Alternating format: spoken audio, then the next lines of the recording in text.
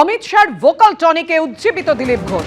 26-এর ভোটে লড়তে চান দিলীপ ঘোষ। খড়গপুর থেকে ভোটে লড়তে চান অমিত শাহকে বার্তা দিয়েছেন দিলীপ ঘোষ। পছন্দের কেন্দ্র খড়গপুর, দল বললে ওখানেই লড়বো।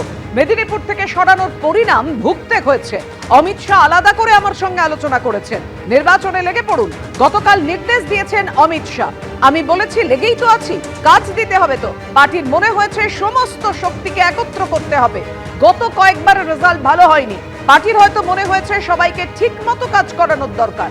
আমাদেরকে দেওয়া এক্সক্লুসিভ সাক্ষাৎকারে আর কি বলেছেন দিলীপ ঘোষ, দেখুন।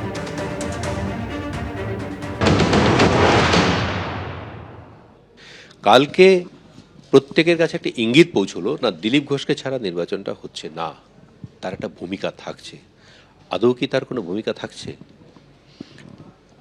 সে কথা আমি আগেও বলেছি, সম্পূর্ণ ব্যাপারটা পার্টির যারা নীতি নির্ধারণ করেন তাদের হাতে।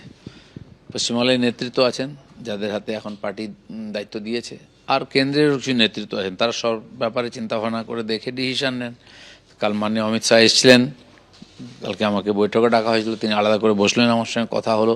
তা বললেন আপনি লাগুন, পুরোপুরি পার্টির কাজ করতে হবে, ইলেকশনে পুরো লাগতে হবে। ঠিক আছে, আলাদা করে কি বললেন উনি আপনাকে? আলাদা করে কিছু না, ওটাই লাগতে হবে পুরোপুরি, আপনি লেগে পড়ুন। তো আমি তো বললাম আমি তো লেগেই আছি, কিন্তু পার্টি ঠিক করবো আমি কি করবো না করবো, কাজ দিতে হবে। তো বলি না ঠিক আছে, পার্টি যারা নেতৃত্ব তারা ঠিক করবেন সব। এইটা কি আপনার কাছে একটা পজিটিভ সাইন মনে হচ্ছে না? কারণ গত 8 মাস ধরে কার্যত আপনি দলের মধ্যে পুরোপুরি প্রাপ্ত। আপনি কোথায় থাকছেন, কি করছেন, কি কর্মসূচি আছে, কেউ ফিরেও দেখছে না। পার্টি তার নিজের মতো করে কর্মসূচি করছে, কোথাও আপনাকে দেখা যাচ্ছে না। হঠাৎ করে আপনাকে ডেকে নেওয়া, আলাদা করে অমিত শাহ 1-to-1 কথা বলা, এটা আপনার কাছে মনে হচ্ছে না পার্টিতে কোথাও যেন হারানো জমি ফিরে পেতে চলেছেন আপনি? দেখুন, পার্টিতে আমি ছিলাম, আমরা একটা হাতিয়ার পার্টি। পার্টি যখন মনে করে যাকে ইউজ করে, তো পার্টির মনে হয়েছে যে দরকার আছে সবাইকে, আর ইলেকশন তো সমস্ত শক্তিকে একত্রিত করে লড়াই করতে হবে। তো যাদের, খালি আমি নয়, এরকম আমার মতো লক্ষ লক্ষ কার্যকর্তা পশ্চিমবাংলায় আছেন যারা গত 10 বছর ধরে পার্টির যে উত্থান, তাদের সম্পূর্ণ যোগদান আছে। কাউকে সামনে থাকতে হয়, কিন্তু বাকি পার্টির সবাই তো লড়াই করে, তার ফলে আমরা রেজাল্ট পেয়েছি। তো গতবারে কিছু হয়েছে, মাঝখানে লোকসভাতেও রেজাল্ট ঠিকমতো হয়নি। তো পার্টি মনে করেছে যে না, বোধহয় সবাই ঠিকমতো কাজ করছে না, সবাইকে করাবার দরকার আছে, সেই জন্য সবাইকে যুক্ত করার চেষ্টা হচ্ছে। কি ভূমিকা নিতে চান আপনি, পছন্দ করেন? এখন তো নির্বাচনে যা কাজ হতে পারে নিচের থেকে উপরে, নির্বাচন লড়া থেকে লড়ানো, সব কিছু করতে হবে। এখন দায়িত্ব দেওয়া হয়েছে এখনো পর্যন্ত? না, এখনো আমি যাচ্ছি, আজকে মাননীয় রাজ্যসভা দক্ষিণবঙ্গের কথা বলবো, আর কেন্দ্রীয় নেতারাও কথা বলবেন, কি ঠিক হবে সেটা পরে ঠিক। কিন্তু আপনি বিধানসভা নির্বাচনে লড়াই করতে চান এবার? তো আমি যখন নির্বাচন একাধিকবার লড়েছি, তো আমাকে জনপ্রতিনিধি হয়েই লড়তে হবে। যদি আমি নির্বাচন না লড়তাম মোটেও, তাহলে আমার প্রশ্ন ছিল না। তখন আমাকে বলা হয়েছিল লড়তে, যতবার আমাকে আদেশ দেওয়া হয়েছে আমি লড়েছি। রাজনীতি লড়ার আমার ইচ্ছাও ছিল না, কিন্তু এখন তো আমি এক্স এমপি, এক্স এমএলএ, তো প্রতিনিধি হয়ে লড়াই করার গুরুত্ব বেশি থাকে। আপনার পছন্দের কেন্দ্র? আমি আগে যেখানে লড়েছি খড়গপুরে 2বার মানুষ ওখানে জিতিয়েছে, দেখিয়ে দিয়েছে। তো সেই জন্য সাহেব ওখানকার মানুষের সঙ্গে একটা আর্থিক যোগ আছে, তো পার্টি যদি বলে আমি ওখানেই লড়বো। আপনি তো একসময় বলেছিলেন অনেকে চায় না মেদিনীপুরে আপনি রাজনীতি করুন, তাহলে এখন কি হবে? তাহলে তার পরিণাম তো সবাইকে ভুগতে হয়েছে না। আপনি মনে করছেন পার্টি এখন শুধরে নেবে, আপনাকে জায়গা মতো আবার ফিরিয়ে দেবে? জানি না পার্টি কী করে, আমার ইচ্ছার উপরে সেটা হয় না। আমার ইচ্ছা প্রকাশ করেছি, আমি গতবার ইচ্ছা প্রকাশ করেছিলাম আমি ইলেকশন লড়বো না, বর্তমানে যাব না, কিন্তু পার্টি বলেছিল আমি গেছি। বারবার এরকম হবে আমার মনে হয় না, পার্টিরও শিক্ষা নেওয়া উচিত। কেন্দ্রীয় স্বরাষ্ট্রমন্ত্রী অমিত শাহের সঙ্গে গতকাল বৈঠক দিলীপ ঘোষের, তারপর ফের রাজ্য বিজেপিতে সক্রিয় দিলীপ ঘোষ। আজ রাজ্য বিজেপির সভাপতি শ্রমিক ভট্টাচার্যের সঙ্গে বৈঠক করলেন দিলীপ ঘোষ, এবং তারপর তিনি জানাচ্ছেন যে 13ই জানুয়ারি দুর্গাপুরে দিলীপ ঘোষ এবং শ্রমিক ভট্টাচার্যের যৌথ সভা হবে। আরও একাধিক কর্মসূচিতে তিনি থাকতে পারেন ইঙ্গিত দিয়েছেন দিলীপ ঘোষ। দুর্গাপুরের এমএলএ লক্ষণ ঘোড়াই কালকে এসেছিলেন, তিনি বলেছিলেন যে আমার ওখানে একটা সভা করতে হবে। তো মাননীয় শ্রমিকদা তাকে সময় দিয়েছেন, তো উনি আমাকে বললেন যে আপনিও থাকুন সঙ্গে।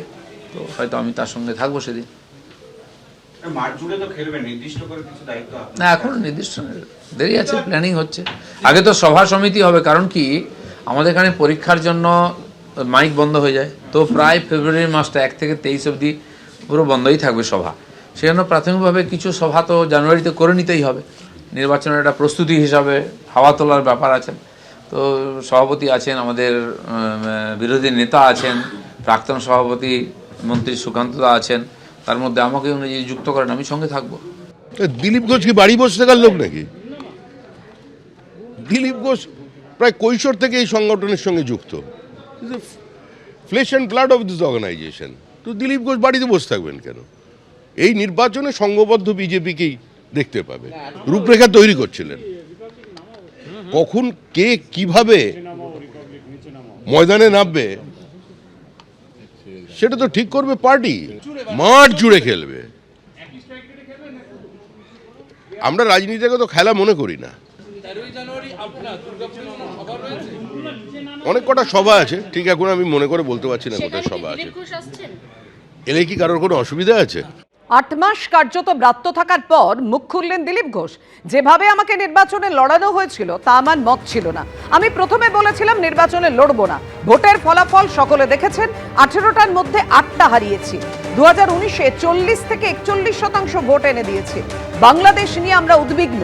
আরজি কর নিয়ে তো বেশি লোক প্রতিবাদে নেমেছিল। 26-এ পশ্চিমবঙ্গে পরিবর্তন চাইছে মানুষ। আমি কোথায় আছি সেটা গুরুত্বপূর্ণ নয়। এবিপি আনন্দে প্রতিক্রিয়া দিলীপ ঘোষের।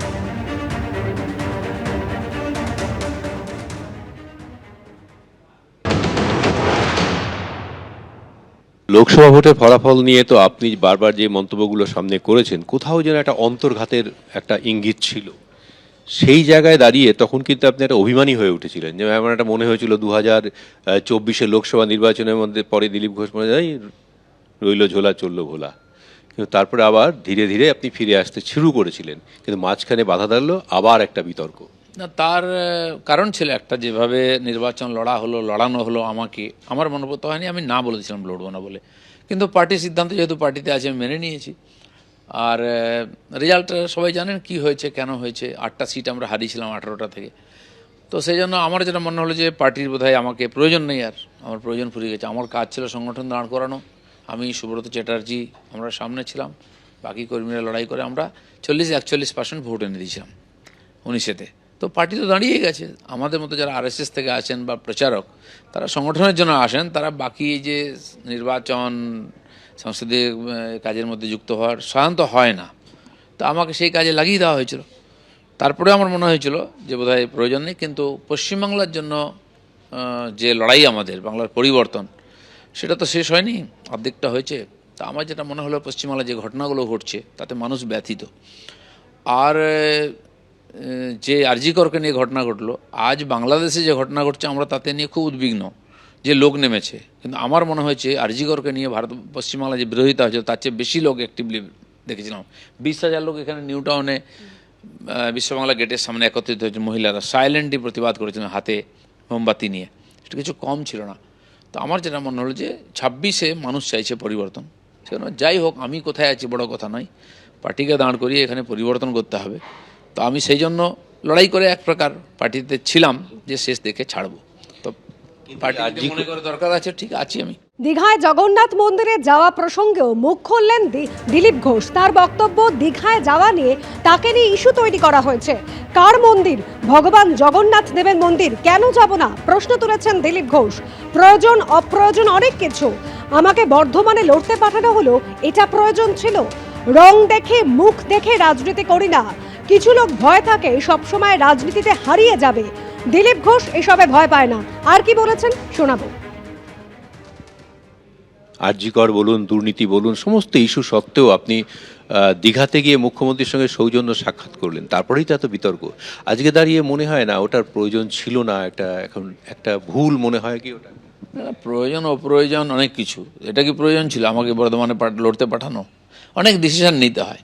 তখন আমারও মনে হয়েছিল আমি তো কারো বাধা নেই, আমারও ব্যক্তিগত জীবন আছে, সমাজে আমি যেন সাধারণ নাগরিক, তো সেখানে আমার যাওয়ার অধিকার আছে।